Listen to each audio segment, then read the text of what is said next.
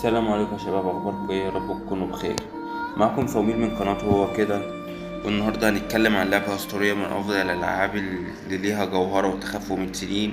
جوهرة من سلسلة لعبة هيتمان بولد ماني. اللعبة دي مش بس اغتيالات، هي القصة كلها عن مؤامرات بتحصل. يلا بينا نكمل نحكي عن اللعبة. اللعبة بتحكي عن العميل 47 القاتل الصامت اللي هو بيشتغل مع وكالة الICA، لكن جزء بيظهر تهديد خطير للمنظمة. منافسة اسمها فرانشيس، هي بتحاول تسيطر على سوق ذات العملاء بتاعت ICA واحدة ورا التانية، وده بيخلي 47 يدخل في الحرب باردة والاغتيالات والمؤامرات. كل خطوة بيعملها Blood players make their kills as cinematic as possible, and in the process IO became the 10th largest game studio in Europe with 140 employees. With the knowledge of making the previous 3 games and developing Blood Money alongside contracts, this gave it the longest pre-production of any of their titles.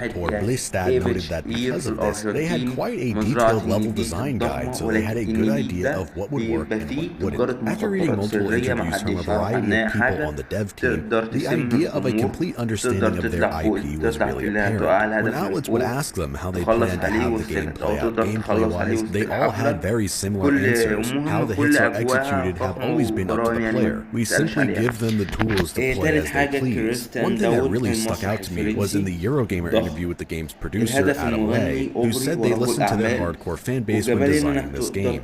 Instead of trying to appeal to as many people as possible and end up appealing to no one, they got feedback from their most dedicated fans on various forums and message boards, which helped influence their decisions for locations and overall game design. For example, the game director recounted how a screenshot from the game was shown online with 47 holding a gun behind his back. At this point in development, this wasn't a feature or anything. It was simply just made for a promotional image. But then they noticed how fans were speculating how this would factor into gameplay, and then they realized this was something that they needed to have, even if they had no idea how to implement it. On the topic of game design, unlike contracts, with critics complaining it had little mechanical innovation, Blood Money added a ton of features to spice up gameplay. You can now scale and interact with tons of areas in the environment, adding a lot of verticality to levels. After climbing up a hatch in an elevator, you can strangle someone from the top with your fiber wire and pull their body to the top of the elevator to hide it. You now have the ability to hide in crates and closets, along with being able to store bodies in crates, but in doing so takes away your ability to hide in them. While wielding the game's plethora of small firearms, you can take people as a human shield. This makes it super easy to bring people to where you want to hide their body, since you can knock them out by hitting them over the head with your gun. Unlike the previous 2 games, NPCs being knocked out for whatever reason stay knocked out for the entire duration of the level, unless they're interacted with by a guard or another NPC. So you're no longer on that 5 to 7 minute time limit when using the chloroform or the sedative. NPCs will now also tell you to leave restricted areas instead of just becoming instantly hostile. Melee combat is introduced, so you can disarm people and bonk them over the head with items like the hammer, fire extinguisher, and screwdriver. Fighting people with your fists is still really clunky, and I would not recommend doing it. Crouch and sneak mode have been combined, so when you're standing, you will crouch, and when you're moving, you will sneak. The speed of sneaking has also been increased when compared to contracts. You can now throw items to distract people, and weapons like the knife can be thrown to kill someone, but you're unable to retrieve them after this. With the introduction of throwing items and causing distractions comes the most broken item to ever be introduced to Hitman, the coin. I'm not joking either. This is the best item in your entire arsenal. In my eyes, this is the golden standard of a skill expression item. A new or low skill player may only get a limited amount of mileage out of this item, potentially forgetting it even exists or rarely finding instances where it's applicable. But a high skill player can use this item to work the game systems to its limits and take advantage of its AI. I honestly recommend watching speedruns for this game because they are so fascinating to see how players will use things like the coin to maximize their effectiveness and break the game.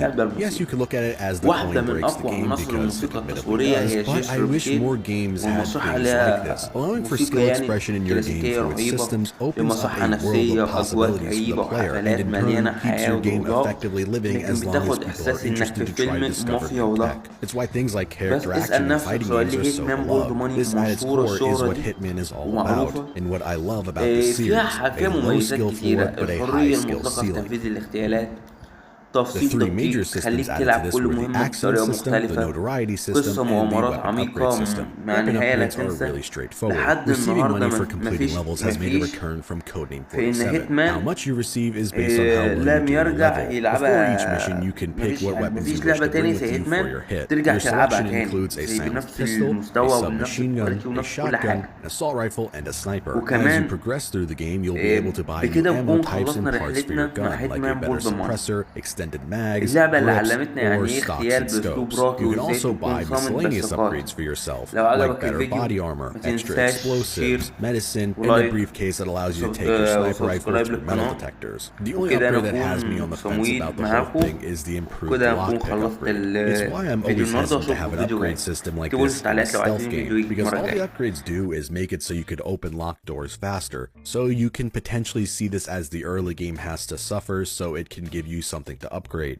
But in practice, it isn't that big of a deal in this game, and it isn't as dumb as something like the upgrades in Splinter Cell Blacklist with their sneakier boot upgrades that make less sound. The new accident system allows for you to make targets look like they had died in an accident. This of course plays into how you're rated at the end of a mission. Admittedly, a lot of the time, it's just having things fall on them like chandeliers or crates being suspended in the air, but there are still a lot of rather creative ones within the game. And even if they can be rather repetitive at times, it's another avenue to experiment with gameplay to see what you can get away with making it look like an accident. The most infamous one of these, of course, is swapping out the prop gun at the play in the mission Curtains Down. I remember this mission being talked about for years. People who didn't even care about Hitman or stealth games at all would bring up this mission and how cool it was. The final system added was the notoriety system, and honestly, it was kind of a dud. The idea behind notoriety is that the worse you do in a mission by getting caught at a scene, getting caught committing a crime, or recorded on security cameras without destroying the evidence will lead to an increase in your notoriety, meaning that people in future levels can spot you easier through your disguises and the like. In all the years I've been playing this game, I have never noticed this actually affect gameplay in the slightest, and even if it did have a huge effect, you can easily make your notoriety go away by spending some of your reward money on stuff like hush money and the destruction of evidence. I commend them for trying something like this because this could lead to some interesting gameplay variety and added replayability. But to even engage with this system, it requires you to play in not a really fun way. In order to get your notoriety up, you have to play worse. You have to not be an assassin. And because of this, I often forget this mechanic is even in the game. With Hitman 3 announced for a January 2021 release, maybe they will go and give it another crack again and try to implement it better now that technology has advanced. The last thing of note they added to this game was the end of mission newspaper. This is basically a recap of what happened in the level, presented as an article for a local newspaper of current events. Yes, they are really formulaic, especially if you are consistently getting things like Silent Assassin, but I just absolutely love these. These newspapers are such a campy video game concept that you don't see anymore, especially in games that are for the most part pretty self-serious. This game has my favorite tutorial ever. Not only does it function as a regular mission, admittedly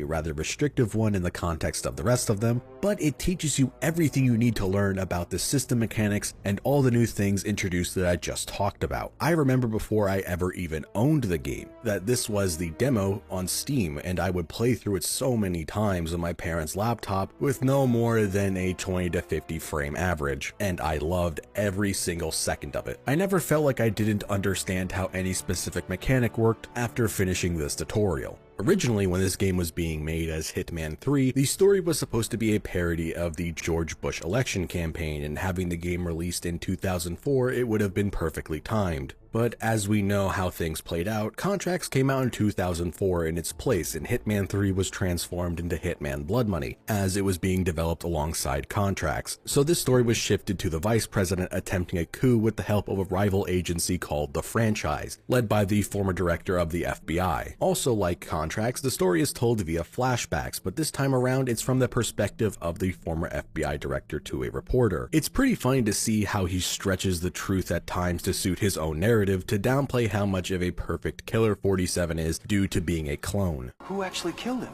That's the most delicious irony of all. He stumbled coming over the compound wall, severed his spinal cord on the rocks. The world's most nefarious assassin died of clumsiness. The franchise's goal is to wipe out the ICA and destroy 47, so no one can possibly use his DNA blueprint to make their own army of clones, similar to the Agent 48 line that you fought at the end of Codename 47. Since the president is pro-cloning, he also has to go, and the whole reason for the interview with the journalist is to sway the public's opinion against the use of cloning and to get it outlawed. Like I mentioned earlier, thanks to how the development panned out, and with the prior knowledge of making 3 previous games, they had a pretty concrete and thorough level design guide. While this is still one of my favorite games of all time, up there with Ratchet & Clank going commando and Nier, I fear this game's age is starting to show. The level House of Cards was really starting to get under my skin during this playthrough. It's not even that bad of a level. There is a decent amount of things to do and places to explore in the casino hotel, but this level just takes forever to do anything in it, since 2 of the 3 targets aren't in the level at the start and you have to wait for them to arrive. It takes up to 10 plus minutes for the final target to even arrive, which then prompts the second target to leave the bar. Until then, you can just be stuck with nothing to do and just aimlessly walk around. If someone made a mod to make Al Khalifa either start in a level or show up much sooner, this would be a far better level. The other thing that makes this game really start to show its age in this playthrough is I ran into a lot of technical issues that I've never had before. Animations would break while walking, causing me to lose speed and would result in me just gliding downstairs. If I tried to crouch during this, it would cause horrible screen tearing. Recording won't even pick up half of how bad it is. In the mission Flatline, you're supposed to inject Agent Smith with a serum to make it look like he dies, so they'll take his body to a morgue and you can bust him out. For some reason, the AI just freaked out and glitched, so when they were supposed to take his body from the underground facility to the morgue by the exit, they just didn't do it for 20 minutes. I had nothing to do and I was effectively trapped in the level. Another bug was that I kept running into invisible walls in Death on the Mississippi. So not only is this my least favorite level in the game, wishing that I could rip it out and replace it with one of the original levels from Contracts, but then I couldn't even do the normal strat to get Silent Assassin on this level. The worst bug of all I ran into while recording is in the final level. The last place you want to run into a game-breaking bug is the climax of your game. During 47's funeral, there's supposed to be a Gaussian blur over the background. But not only was it gone, but the mouse cursor was stuck on my screen, and originally I wasn't able to wake 47 up no matter how hard I mashed. Without VSync on, half the time I couldn't get him out of the casket. I didn't run into any of these issues the last time I played the game, which had been only a year prior, but it was on an older PC, so I fear that it's starting to get the old game on a new PC bugginess, which I never had up until this point. At least Hitman has a dedicated fan base, and if issues start to make the game completely unplayable, hopefully people will make fixes, or by some miracle IO would release a patch, but that seems really unlikely. When Blood Money came out, it really felt like a game changer, bringing tons of new people into the series. Unlike Contracts, iOS reported to GameSpot that it exceeded their expectations, selling 1.5 million units just in the first 2 months of its release. Jesper Kid's soundtrack was nominated for Best Video Game Music at the MTV Music Awards in 2006, only losing out to Oblivion. Tor Blistad remarked that it was a happy accident that Ave Maria was even in the game, as it wasn't even part of the OST, yet ironically enough, it has become the most iconic and synonymous song with Hitman. The game would go on to receive plenty of glowing reviews from publications, with it currently sitting at an 81 for the Xbox Original, an 82 for the Xbox 360 and PC, and an 83 for the PlayStation 2, with many praising the game's music and level design. But Jacob Anderson's suspicions were starting to realize, with people getting tired of Hitman. With this being the 4th game in 6 years, IO wanted to take a break, and like the ending of this game, the curtains closed on the story of Hitman and 47 for a while. IO would then move on to explore other avenues, releasing games like Mini Ninja and Kanan Lynch Deadman. It wouldn't be for another 6 years before the unrealistic expectations set by Blood Money would be inevitably let down with the divisive release of Hitman Absolution.